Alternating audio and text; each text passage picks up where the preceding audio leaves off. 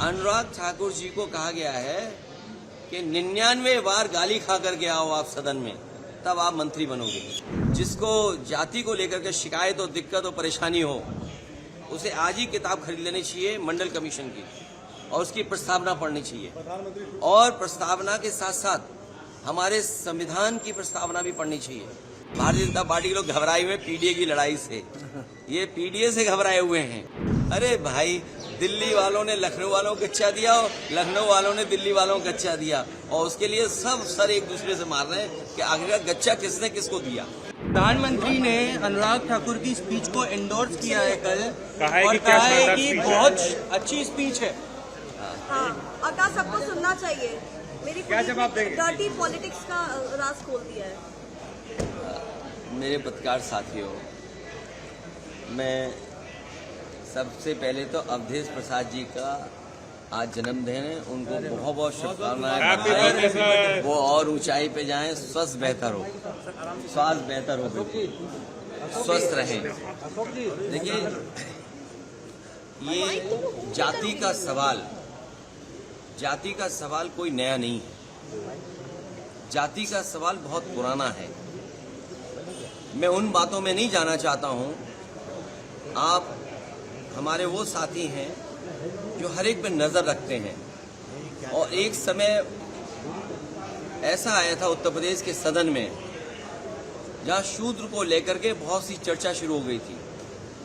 और मुझे याद है कि मैं जब मंदिर के दर्शन करने गया तो कुछ ऐसी ताकतें हैं समाज में, वो नहीं चाहते थे कि मैं हवन पूजन करूं। मैं आपसे कहूंगा साथियों कि वो जानने की कोशिश आप करना कि वो कौन सी ताकतें हैं समाज की जो किसी को पूजा पाठ के लिए, हवन के लिए उस समय रोक रही थी। और वो दिन मैं भूल नहीं सकता हूं जिस दिन मुख्यमंत्री आवास को गंगा जल से धोया गया था। मुझे कोई आज समझा दे, कोई जागरूक समझदार इंसान मुझे समझा दे कि किसी मुख्यमंत्री के घर को गंगा जल से कैसे साफ किया जा सकता है। मैंने लोकसभा के चुनाव में मैनपुरी में देखा कि बहुत सारे लोगों ने प्रतिमा को धोया था।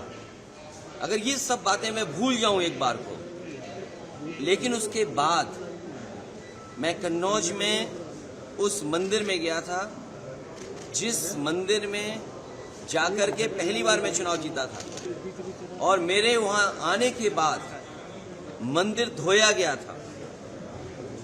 सोचिए, आप कल्पना कर सकते हो, जब आप चंद्रमा में जाना चाहते हैं, इलेक्ट्रॉन्स की बात कर रहे हो, डिजिटल इंडिया की बात हो रही हो, विश्व गुरु, अमृतकाल, विकसित भारत, और आप गंगा जल से धोएंगे मंदिर को। सवाल अगर ये हट जाए एक बार को, और जो सदन का सवाल है, क्या बीजेपी, कांग्रेस पार्टी के नेता या किसी भी व्यक्ति की जात पूछ सकती है? हम और आप लोग कभी व्यवहारिक मजाक करते हैं तो उसमें चलो एक बार को कोई बात मजाक में चली जाए, लेकिन सदन में जो शब्द का इस्तेमाल हुआ था, मुझे तो ये लगता है अनुराग ठाकुर जी को कहा गया है कि 99 बार गाली खा करके आओ आप सदन में, तब आप मंत्री बनोगे। और जाति का सवाल जिसको जानना है, बाबा साहब भीमराव अम्बेडकर जी की किताब एनिमिलेशन ऑफ कास्ट जरूर पढ़नी चाहिए। अगर कोई इस सदन में, और जिस विचारधारा से हम लोग जुड़े हैं, नेताजी जुड़े रहे, डॉक्टर राममनोहर लोहिया जी की विचारधारा को लेकर के जा रहे हैं, उन्होंने जाति तोड़ो की बात कही थी। इनके पास अगर कोई व्यवस्था हो जिससे जाति तोड़ी जा सके, बीजेपी के लोग बताएं कि जाति तोड़ो आंदोलन जो डॉक्टर राममनोहर लोहिया जी ने चलाया था और समाज में एक परिवर्तन लाने की कोशिश की थी, क्या जाति तोड़ो आंदोलन का उनके पास कोई दूसरा है विकल्प? और फिर जिसको जाति को लेकर के शिकायत और दिक्कत और परेशानी हो, उसे आज ही किताब खरीद लेनी चाहिए मंडल कमीशन की और उसकी प्रस्तावना पढ़नी चाहिए। और प्रस्तावना के साथ साथ हमारे संविधान की प्रस्तावना भी पढ़नी चाहिए, जिसमें सोशलिस्ट कंट्री की बात कही है, जिसमें गैर बराबरी खत्म करने का रास्ता दिखाया गया है, और जाति के आधार पर ही आपको आरक्षण क्यों दिया है? आरक्षण इसीलिए दिया कि हम जाति के आधार पर हम गरीब हैं। तो अगर ये मांग हो रही है कि जाति जनगणना हो तो कोई गलत नहीं है। हमारे बहुत सारे फैसले और बहुत सारी नीतियां तभी अच्छी बनेंगी जब जाति जनगणना हो जाए और समाज को ये पता लगे कौन कितनी आबादी का है, उसको उस हक और सम्मान के साथ उसको उसमें मिल जाए। और सबसे बड़ी बात है, भारतीय जनता पार्टी के लोग घबराए हुए पीडीए की लड़ाई से।